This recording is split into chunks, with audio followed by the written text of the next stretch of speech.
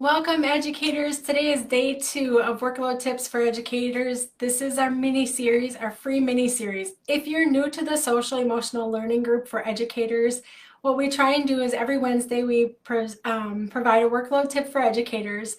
Every Friday we celebrate our wins because looking back at what we did accomplish helps produce some feel-good chemicals in our brain and body and helps us celebrate what is going well, since that we are we experienced so much lately, particularly due to COVID, what isn't going well, right? So it helps keep us motivated. And then I also provide a mini series every single month. And this month's topic is workload tip for educators. So thank you so much for being here. If you are here with me tonight, feel free to say hi, put a comment. I try and watch that as much as possible while I'm presenting, and I will answer any questions if I can. Let me know where you're tuning in from. If you're catching the replay, let me know that you're watching the replay as well. Anytime, you're welcome to directly message me if you don't want to put any comments in the feed. All right, so if you missed yesterday, you can watch the replay in this group. Yesterday, I had people reflect on what you do within a day, what are your tasks that you normally do, what's the minimum requirements, as well as how do you actually spend your time.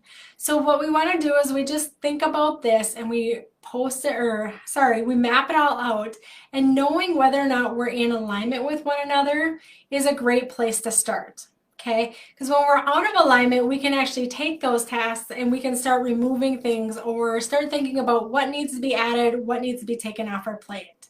Thank you, Stacy, for saying hi. Again, if you're here with me, feel free to say hi so that I know that you're watching.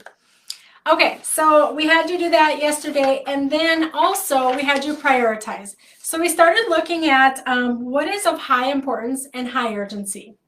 And those are the items that would end up in this quartile, and that's what we really want to focus on at any given day or any given week. And then we want to go from there and look at the other things. Things that are low importance, low urgency, we really don't want to focus on right now. Particularly these times, the stress levels are high among educators. The learning curve is huge. And all of this shifting of whether we're going from distance learning, face-to-face, hybrid model, and just that transient piece where we're going back and forth, that's a lot on our systems and a lot for our minds to take on, to be honest with you, and the learning curve is huge. So if we can eliminate some stress just through implementing some workload tips, some strategies in place, we can save time and energy here so that we have the time and energy in the place that we need to, particularly with this new learning curve of COVID and all the demands. Plus it adds to our stress levels. So if you take away just one workload tip that helps alleviate, frees up some time for you, frees up some energy, or alleviate stress, it is well worth it. You do not need to implement every workload tip that I share throughout this mini series either. Take one or two that resonates with you and your schedule as it is, apply that, and then come back and watch this again if you need to learn more tips and tricks. All right, so let's go ahead and get started.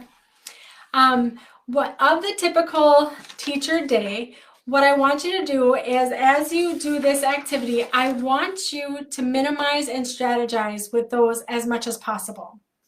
So for instance, I want you to think about what can you automate?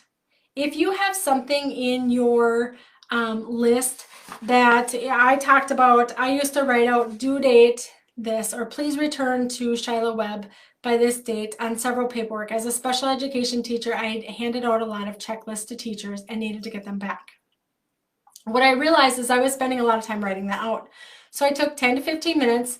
I went and got address labels from the office, and then I actually had all of that pre-printed. The only thing I needed to do was fill in a date. That saved me a ton of time. That's an example of automation. The other thing, if you do a lot of learning plans, IEPs, or general emails, I want you to create a template of that so that when you actually go and do the email, you're kind of cut and pasting, and then you're putting in the pieces that are individual to that particular student or that situation. That'd be another way to automate, because if we spend that time retyping something that we are constantly saying, that is a time waster. It's a complete time waster. The other thing, when you're looking at the typical tasks that you do in a day, think about those things that you repeatedly say over and over to students, whether it's routines or certain behaviors.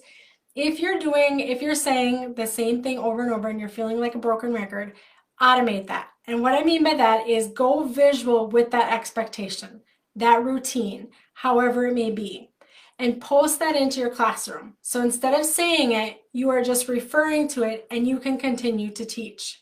I don't know if you've ever heard of Envoy. That was an Envoy strategy that I had learned. It definitely saves a lot of time and energy. So that's another way that you can think about automation. Now, the next part I want you to think about is think about the return on investment. So when I say that, I don't mean return on money. I want you to think about the return on energy, the return on time. So if you are assigning, or even the return on student growth, right? If you're assigning a certain, 30 problems, does the student need to do 30 problems in order to really grow in that area? Yes or no? If the answer is no, and they can probably do it in 15, then only assign 15, because then you only have 15 to correct. You can get rid of, reduce that in that way. The other thing that I want you to think about is think about why you're doing what you're doing and if the return comes back. So for instance, I was working with one teacher that was feeling really overwhelmed with her morning work. Fifth grade classroom had a lot of, actually 5 special education students in that classroom. And she asked me to come in and observe and give her some strategies on how to improve the student behavior during that morning time. Now, we all know morning is really busy. We're taking attendance, lunch count, if you're more at the elementary level, but even at the high school level, it's busy. Kids are coming in with emotional things from the night before, the morning of, right? And it's a very busy time. And so things can happen really fast. And so in this time, we actually looked at, I saw that these students were struggling. There was a paraprofessional that was really stretched thin on how to handle or help these students with their morning work and get them started, keep them motivated, and keep them completing it. But I also noticed the regular education students were struggling with it as well. And there was a lot of immaturity, I should say, emotional immaturity happening. So talking with her a little bit further, we learned that morning work wasn't necessary. It wasn't really necessary for the standards that she was trying to teach. It helped a little bit with maintenance of skills, but the main reason that she was doing morning work was she was told to do it by her mentors. It was something her grade has always done.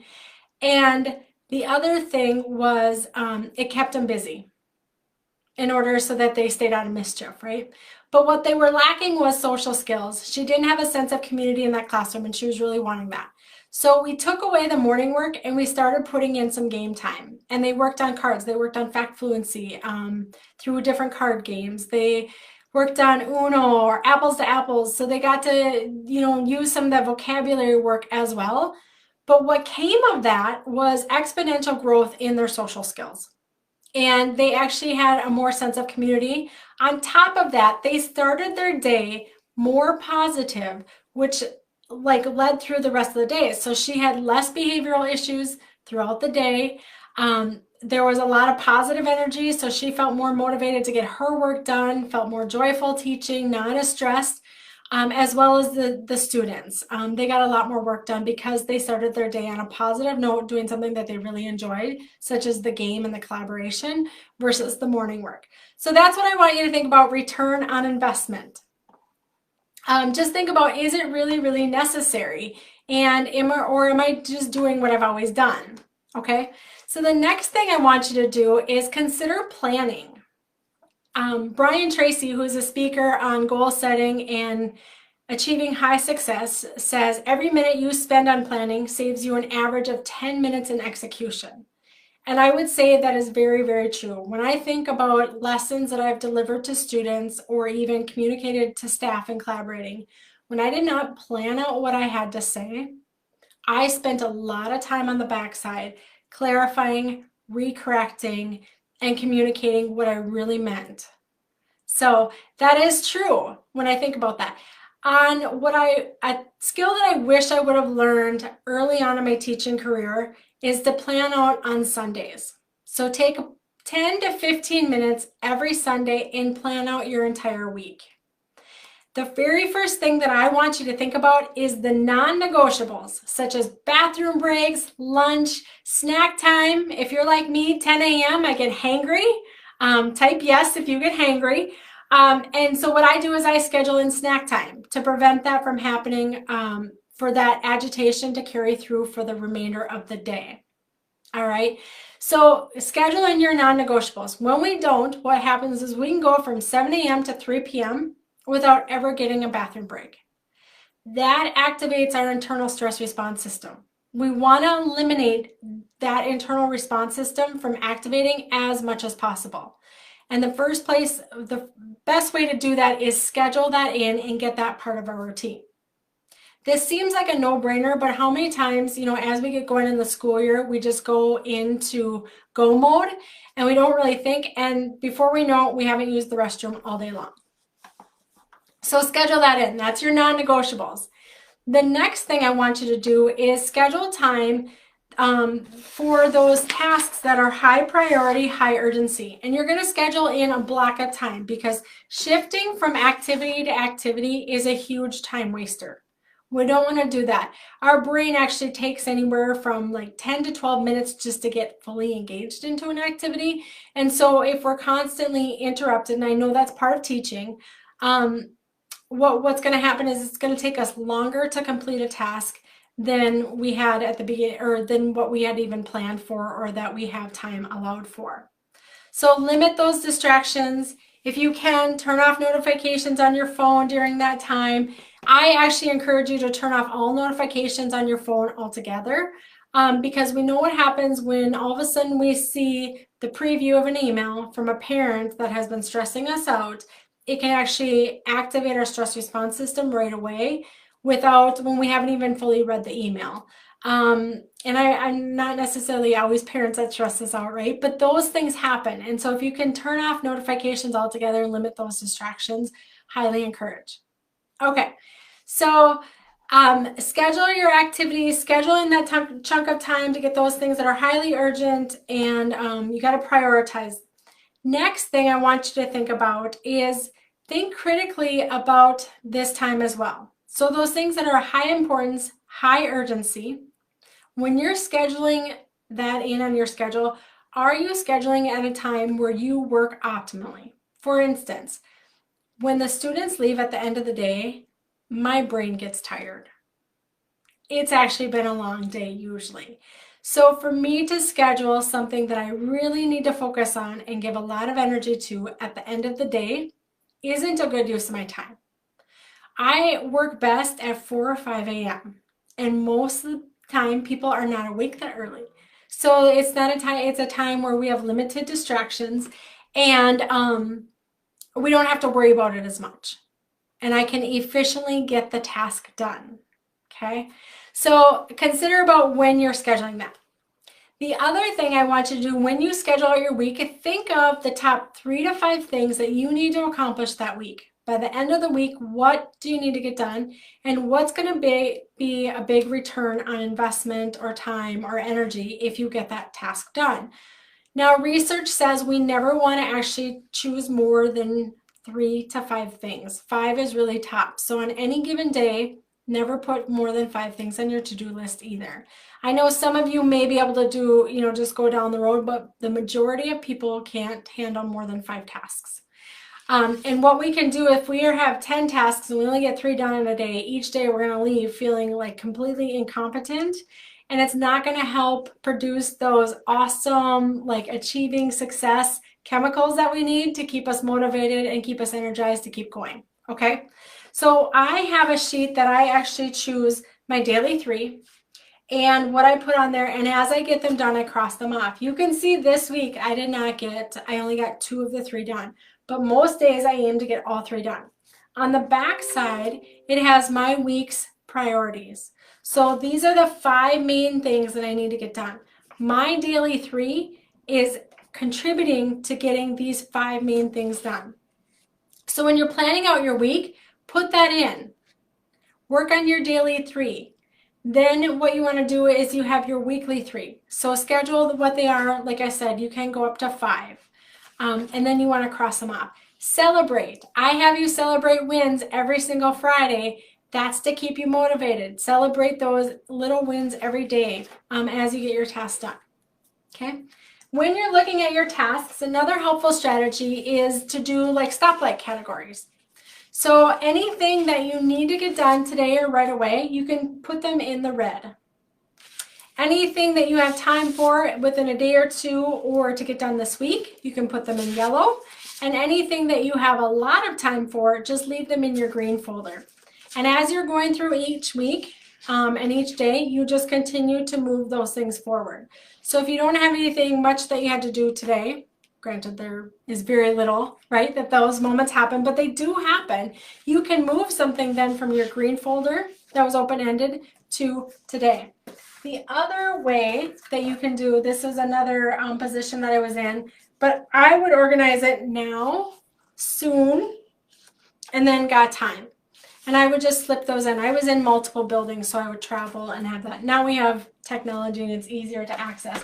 You can do the same file folder system on like your Google Drive. You can color code all of your files. You can color code even your tasks. So for my non-negotiables, they're all red. And that meant that any secretary, if in my administration days, the secretaries I worked with, they knew not to schedule anything in the red and that it was something that really couldn't be moved. When I worked with colleagues, the same thing. They knew that a certain color meant you can't schedule me.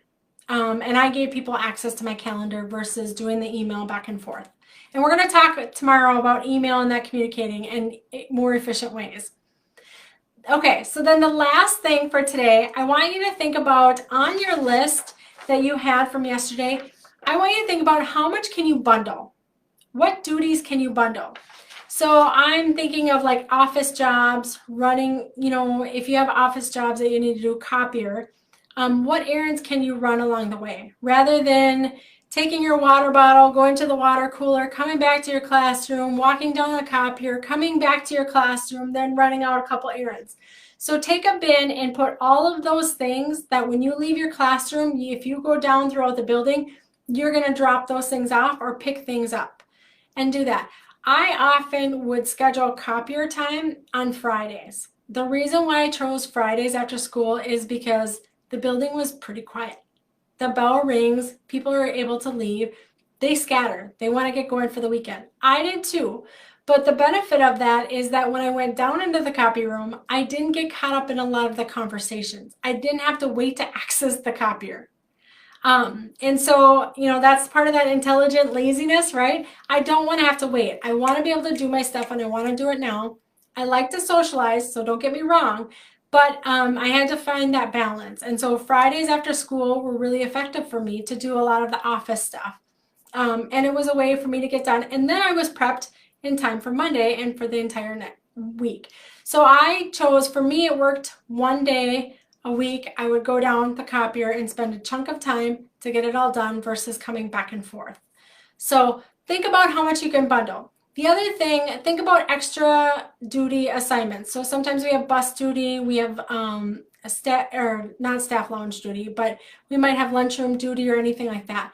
I would choose bus duty, lunchroom duty, playground duty as much as possible because my job is to connect with students, as well as I did a lot of interventions and had to collect data on students. So in that time when I served my duty, I could actually take time to connect with them as well as collect data at the same time. So really think about the ways that you can work as efficiently as possible and bundle those things in so that you are not killing 2 birds with 1 stone. We're actually feeding 2 birds out of 1 hand. Okay, so that wraps up for today's mini series, less than 20 minutes, and that's what I aim for, nothing super long. Again, pick one strategy that works for you and go ahead and try and implement that. Remember, it takes about 67 consecutive times to build a new habit. So it might take a while to get this in, but trust me, if you put systems in place now that will save you time and energy, That will pay out in the long run, particularly during these times when stress levels are high. So thank you for joining me. Again, if you're joining, say hi. Let me know that you're watching the replay. And I look forward to seeing you tomorrow. Bye now.